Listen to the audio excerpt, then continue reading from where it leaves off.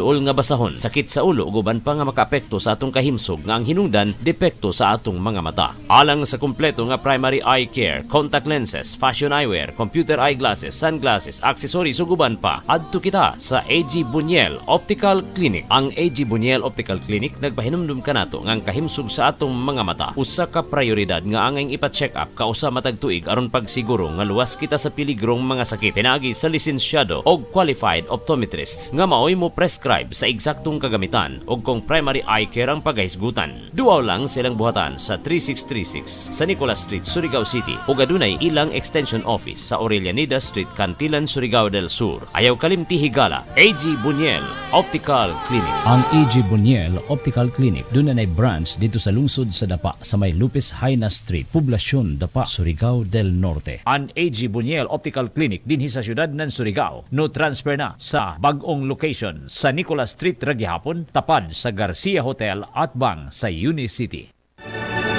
RPN Radio Philippines Network Radyo Ronda DXKS Surigao. Member, kapisanan ng mga broadcaster ng Only this time, he Pilipinas. wants an investigation into what he calls false positive results from the humanitarian group's laboratories. Protests across the country mark the 49th year since martial law was declared under the Marcos regime. And this is why fans stan world-famous K-pop group BTS makes the case for change and takes advantage of a permission to dance before world leaders at the United Nations headquarters.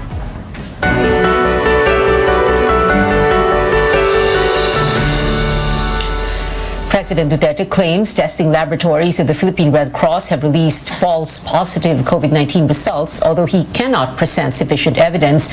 Malacanang clarifies this does not mean the president is doubting COVID-19 tallies. Our Trisha Tarada has more.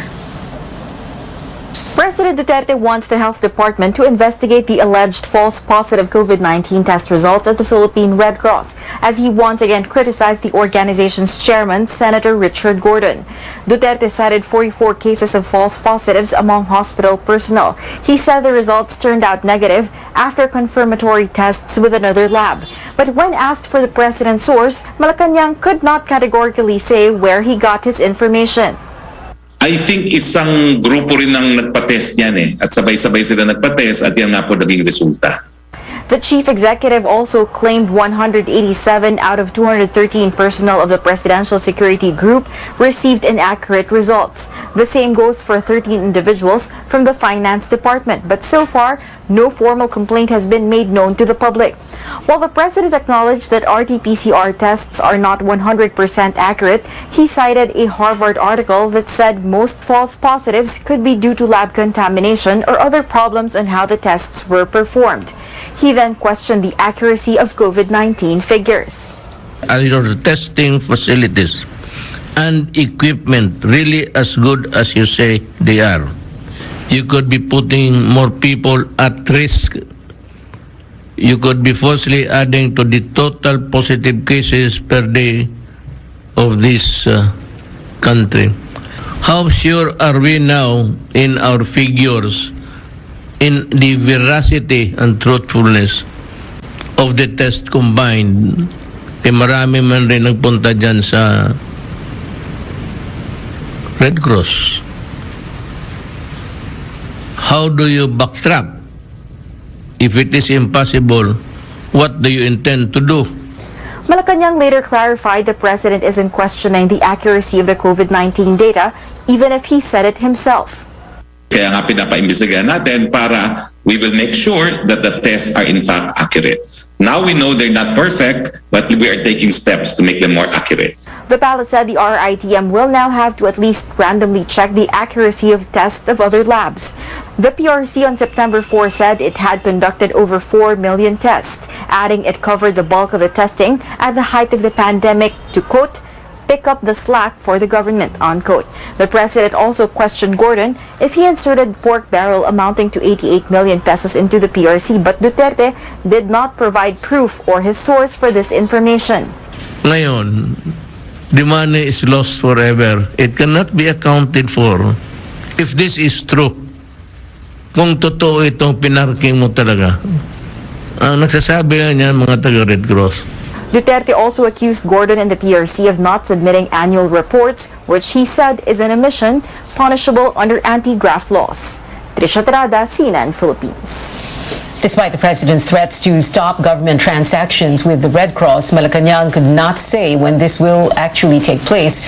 Rather, it reiterates that the president wants accountability from the humanitarian organization. Now, amid Mr. Duterte's unrelenting attacks, the Senate Blue Ribbon Committee holds another hearing on the handling of COVID-19 funds. Lawmakers point out more anomalies, including the expiration of testing kits and the questionable business of top supplier Pharmaly. Amor Santos joins us for the details. Go ahead, Amor. Pia, strong words from Senate Blue Ribbon Committee Chairman Richard Gordon for President Rodrigo Duterte. At the 8th hearing on the alleged misuse of pandemic response funds, Gordon called out President Duterte's relentless attacks on him and his humanitarian organization, the Philippine Red Cross. Bully. And I'm sorry, Mr. President. The Filipino people can fight back against bullies. Filipino can have a revolution against bullies. Hindi ako natatakot sa inyo. Hindi po ako duwag. Do your worst, Mr. President, as you did with ABS-CBN. Do your worst as you did with the senator who was elected by the people.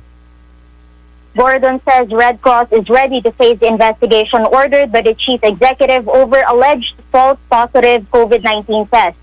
But even Health Secretary Francisco Duque agreed the Red Cross has been boosting the country's testing capacity. Tuesday's hearing revealed more anomalies that resulted in losses for the government. The DOH admitted 7,925 testing kits worth more than 500 million pesos expired last year. These could have been used for over 371,000 COVID-19 tests. In a letter signed by Health Assistant Secretary Nestor Santiago in December 2020, the DOH requested the procurement service to reschedule the delivery of top supplier Pharmaly Pharmaceutical following the expiry of testing kits delivered earlier. According to health officials, this happened because the only available test kits at that time were due to expire in 6 months, and the country had fewer testing laboratories then. But Senator Kiko Pangilinan says the government should have negotiated for up to 25% discount based on industry practice. The hearing also showed the 500,000 face masks that Pharmaly sold to the government at nearly 27 pesos a piece were bought by Pharmaly from Tiger Phil Marketing Corporation at 24 pesos each. Tiger Phil also sourced it from another supplier, Green Trend Trading, at 18 pesos each, resulting in profits for the companies at the expense of the government. At the last hearing, Gordon also questioned the luxury cars purchased by Pharmaly executives after bagging billions of pesos worth of government contracts. Pharmaly's corporate secretary and treasurer Mohit Dargani says this were an investment. Gordon says the Senate will subpoena the tax records of Pharmaly officials as well as former procurement service head Lloyd Christopher Lau and Chinese businessman and former presidential advisor Michael Yang. Back to you, Pia. Amor, does the government have pending contracts with Pharmaly? Yes, Pia, Dargani confirms they have pending delivery of PPE sets. Senator Honteveros even calls this a continuing crime. Honteveros also points out that Dargani wrote on his LinkedIn page that he worked as special assistant at the office of the Presidential Economic Advisor, Michael Yang. She says it shows the deep relationship of the Chinese businessman with Pharmaly, but Dargani says it was actually a mistake and he only assumed he was accepted to work in Yang's office. Yeah.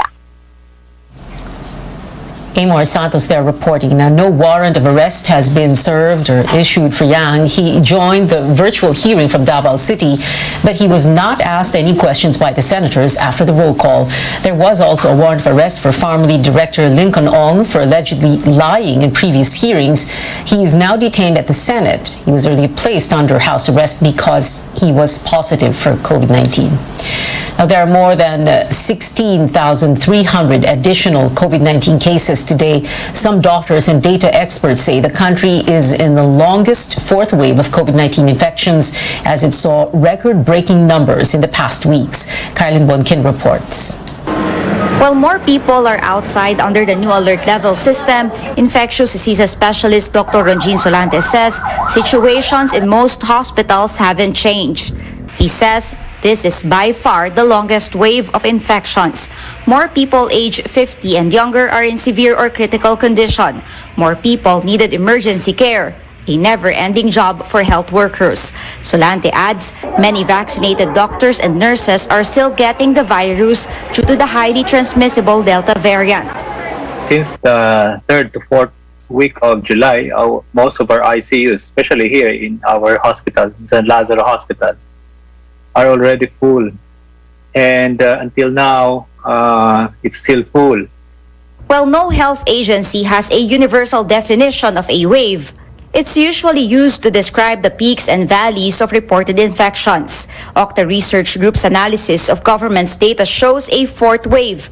It's already a week longer than the earlier surge. It's been the longest surge so far.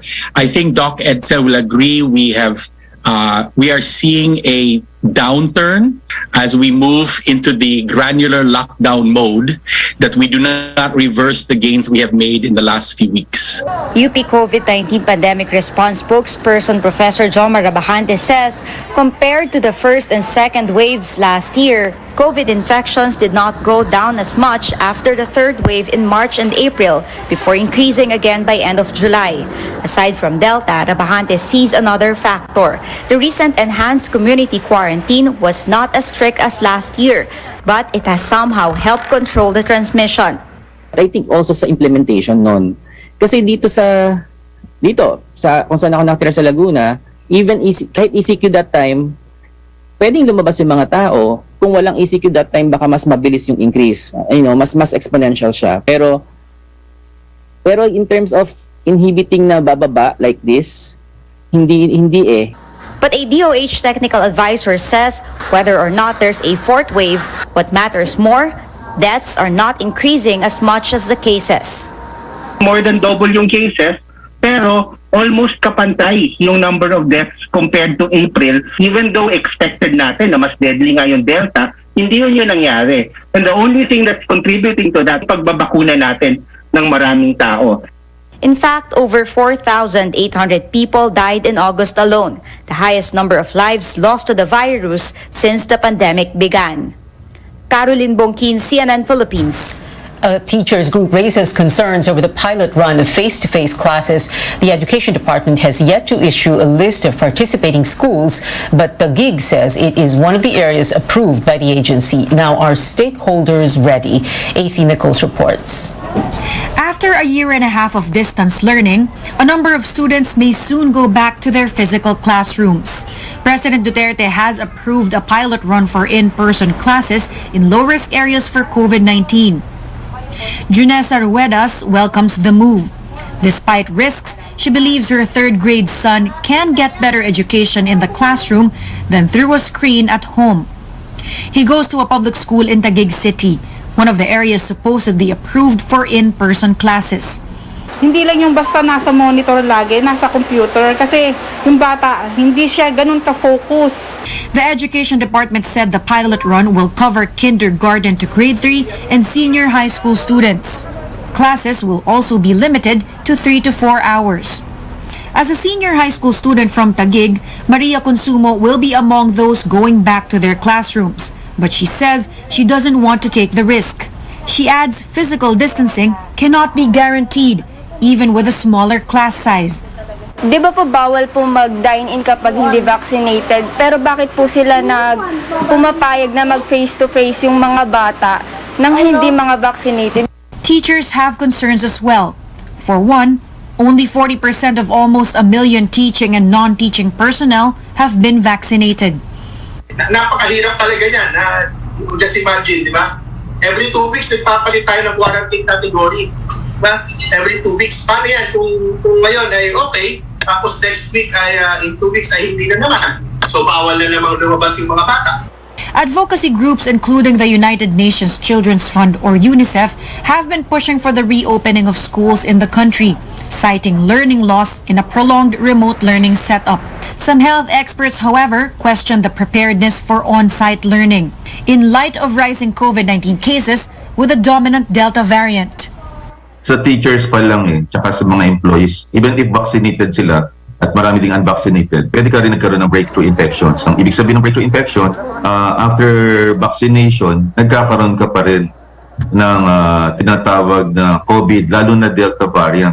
That's why in other countries, kahit bakunado na yung ibang countries, nagkaka-Delta variant pa. How much more kung mababa ang ating vaccination rate in our country?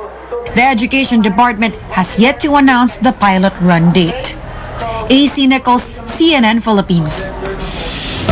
When we return, we take you to Manila, where protesters mark the 49th anniversary of the martial law declaration under the late President Ferdinand Marcos.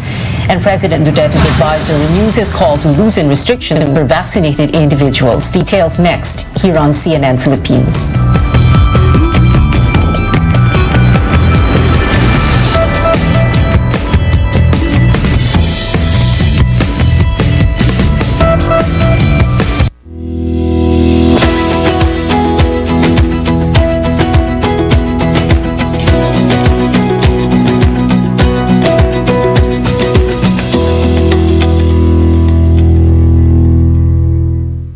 Muna na po ako. Okay, ingat apo. Araw-araw, tayo ay hinahamon na mabuhay ng tapat at may integridad. Sobrang sukli. Dahil ang mapagkakatiwalaan sa maliit na bagay, Miss, wallet niyo po, ay mapagkakatiwalaan din sa malaking bagay. Pero ang mandaraya sa maliit na bagay ay mandaraya rin sa malaking bagay.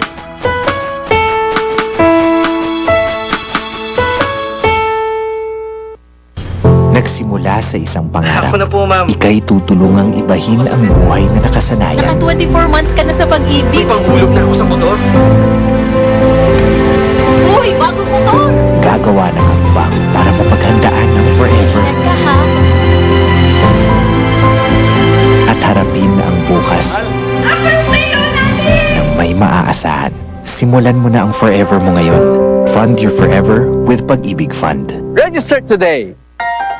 Pogino! Dahil yan sa vet-approved Nutri-Chunks Coat Shine with active boost and prebiotics na pampalisto. Made with real salmon goodness and omega-3 and 6 for healthy skin and shiny coat. Kita naman, di ba? Listo, ganado sa Nutri-Chunks Coat Shine. Amid the darkness, look on the bright side.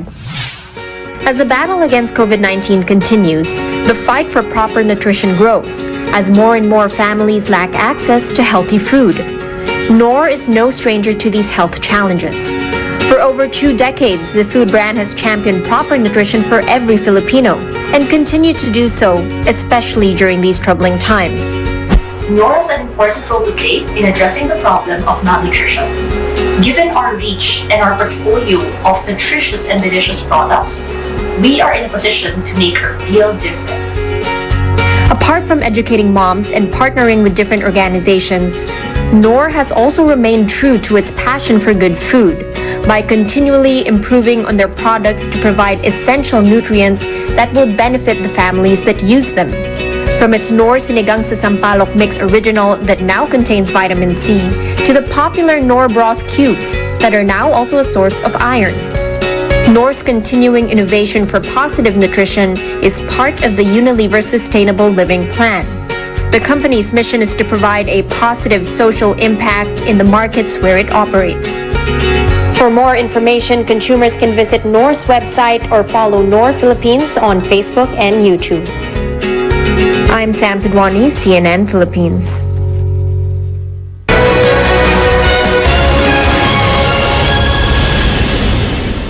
Welcome back to Newsnight, where we go above and beyond the headlines. Today marks 49 years since former President Ferdinand Marcos placed the country under martial law. George Quiles joins us live from Liwasang Bonifacio in Manila, where protesters gathered to never forget. George, what can you tell us?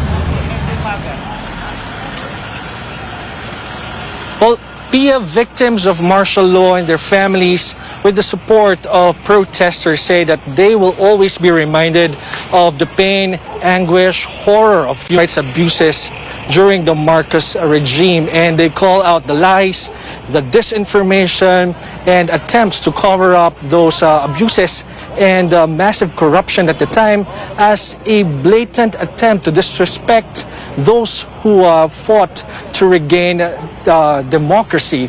And they cry, never forget and never again to martial law. In Binondo, Manila, things came to a head between protesters and the police, who used water cannons to disperse rallyists attempting to hold an activity and cross MacArthur Bridge to reach Liwasang Bonifacio. The program here at the Liwasang Bonifacio began at 4 p.m. Protesters say Marcos's authoritarian governance is no different to President Duterte, citing alleged human rights abuses and corruption. Hindi pwedeng ang milyon-milyong tao dati pinatalsik si Marcos na walang dahilan. Totoong may human rights violation ng martial law, totoong may kahirapan, at totoong may pagnanakaw ng panahon ng martial law. At dapat lang ma-recognize ang kabayanihan ng sambayanang Pilipino ng panahon ng EDSA hanggang ngayon, at dapat ma-recognize ang accountability ng mga Marcos at ng Duterte ngayong mga panahon. Protesters peacefully ended their program here at 6 p.m. Back to you, Pia. George, were minimum health standards observed during these protests?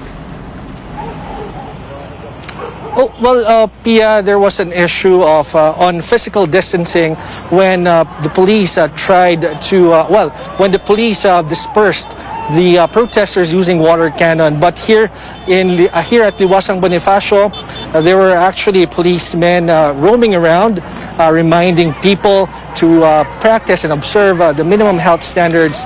And the leaders of groups also are also reminding their members to keep their physical distance and always wear the face mask and face shield. Back to you. George Quiles there reporting from Liwasang Bonifacio in Manila. Government officials, various groups, and netizens also remember what they describe as a dark period in Philippine history. In a statement, Vice President Leni Robredo reminded Filipinos of the sufferings during the Marcos regime.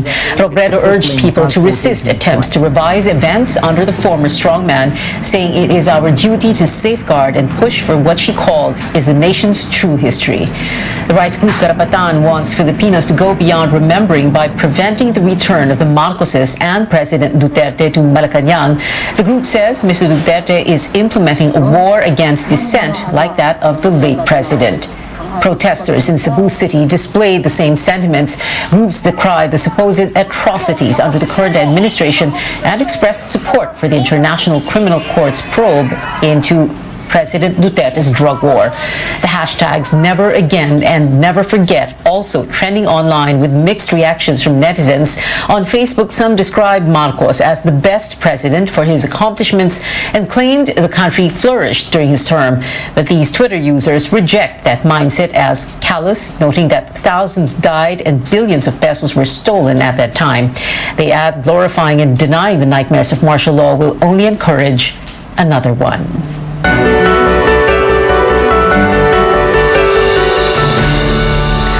As more Filipinos get their COVID-19 shots, the business sector is proposing to further ease restrictions while the flag carrier wants to cut down quarantine stay for vaccinated travelers. Our Tristan Nadalo has the details. Saving the fourth quarter of 2021 or the Christmas season was one of the main reasons why the business sector supported the early calls for hard lockdown this year. And with more people getting vaccinated against COVID-19, Presidential Advisor for Entrepreneurship Joey Concepcion says that it's about time to give more mobility to vaccinated people while protecting the unvaccinated. We have to protect the unvaccinated. It is not discriminating them. We have to eventually open entertainment. We are now requesting quarantine levels to go down. We are requesting we have to open up. We have to live with COVID-19. Concepcion warns that failure to open the economy and generate revenues will directly hit not only businesses but the local government units and even the national government. Meantime, restaurant owners say that sales are slowly picking up following the shift to the alert level system. But for some eateries like Carinderias, they have yet to feel the impact of the policy change. Ganun pa rin, mahina eh. Kasi yung iba nagtitipid, tapos hindi na sila kumakain masyado kasi natakot. And ahead of the influx of travelers this Christmas season, flag carrier Philippine Airlines is pushing to ease travel restrictions for fully vaccinated passengers. The Philippine Airlines says its data show that arriving passengers do not contribute to the infection rate in the country. The airline proposes cutting down the current 10 to 14-day mandatory quarantine to 5 days. International air travel and just air travel in general is not a significant contributor to the Philippines infection rate. Instead of being tested on the 5th or 7th day, they actually will be tested on the 3rd day. And if they are negative, they can exit the quarantine facility on the 5th day and just continue their quarantine at home. PAL says passengers can save as much as 25,000 pesos with this shortened quarantine. It will also free up hotel quarantine facilities easily and could lead to lower ticket prices. But health experts are not yet keen on shortening quarantine protocols for now amid the Delta surge. The government currently implements the green, yellow, and red categories for countries to determine the length of quarantine of an incoming traveler. So far, the shortest period is 7 days. Tristan Udalo, CNN Philippines. Still ahead on Newsnight, K-pop group BTS showcases their dance skills while calling for change at the United Nations headquarters. A look when we return.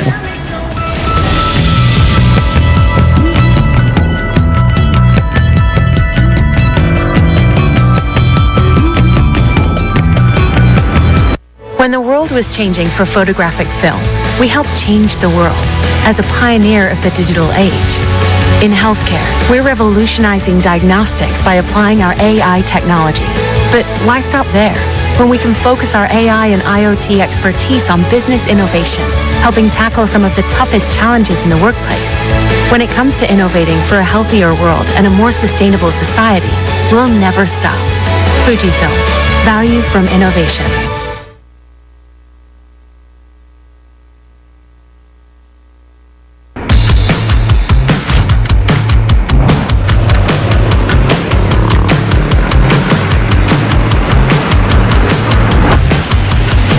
Long drive ahead, but before I hit the road, I gotta get this car loaded.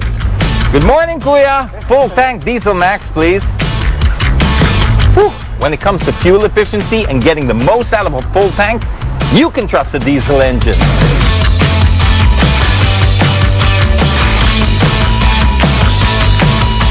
Diesel fueled cars, well, they're perfect for those long drives. If you're the kind of person who likes to save money, like me, this is perfect for you. The appealing combination of economy and high performance make diesel engines more attractive to car enthusiasts. Diesel engines have a compression-ignited system, wherein the fuel is injected into the combustion chamber of the engine. More energy is being extracted from the diesel, thus providing higher mileage. Over time, deposits build up in the tips of fuel injectors, affecting the overall performance. So it's important to consider a fuel that helps keep injection systems clean, and that's where Petron Diesel Max comes in. It has multifunctional additives to maintain overall cleanliness of fuel injection systems. These additives extend the life of the engine. Petron Diesel Max also provides efficient combustion for maximum acceleration and power, and reliable burning quality. Treating engines with care and filling it with premium quality fuel will increase efficiency and prolong its life. Thank you, Kuya. All right, now that my car is filled up with Petron Diesel Max, I'm also pumped to make the most of this long drive. Drive safely, everyone.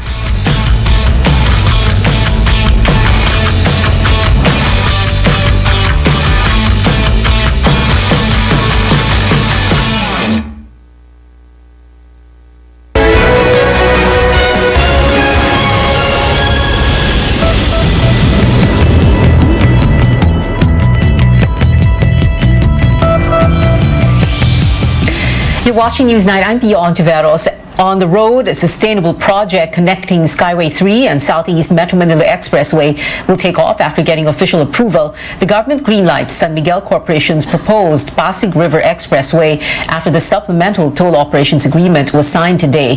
The 95.40 billion elevated expressway is a toll road that is 19.37 kilometers long. It is expected to adopt green architecture and engineering principles to make for an efficient and eco-friendly transport infrastructure. Barracks can cut travel time from Manila to Rizal Province from the usual 2 to 3 hours to just 15 minutes. Lahat po ng kalsada tinatayo natin, puro north to south. Ito lang po, for the first time, east and west. It will solve the traffic of Rizal Province area, Marikina area, pati na po yung mga nanggagaling sa mga south, like Laguna, Batangas, dadaan po yan sa Laguna Bay at makakapunta na kayo sa Makati ng mabilis. SMC says it may begin construction within the first 3 months of 2022. Now, in entertainment, yesterday's United Nations General Assembly was met with over 1 million viewers as a world-famous K-pop group gave a speech on spreading hope for the younger generation during the pandemic. Aired on the UN YouTube channel and other social media platforms, the event in New York gained quite the online following. This because boy band BTS gave a speech at the event to encourage the youth to forge ahead amid challenges in the current COVID-19 situation.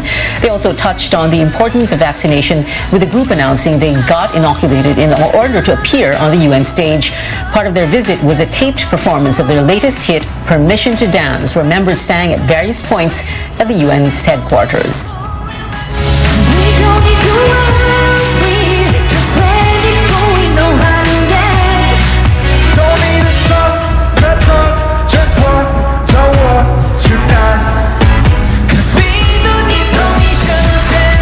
The video has over 6 million views and counting on YouTube. We still have 95 days before Christmas Day. And that is it for now. Thank you for watching. I'll see you again at 7 on news.ph. I'm Pia Honteveros for Newsnight, where we go above and beyond the headlines.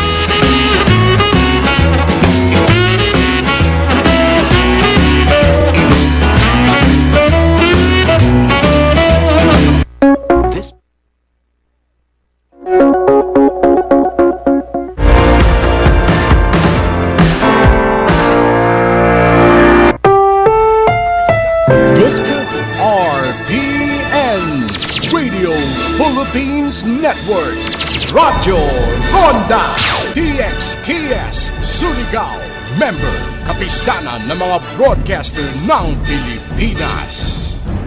Kini nga oras hatod kanado sa GFMQ Marketing ang tigamaog tigapod-apod sa Paragis Bila-Bila Plus Herbal Capsule, Paragis Bila-Bila Liniment Oil, Charming Beauty Soap o Charming Kojic Soap.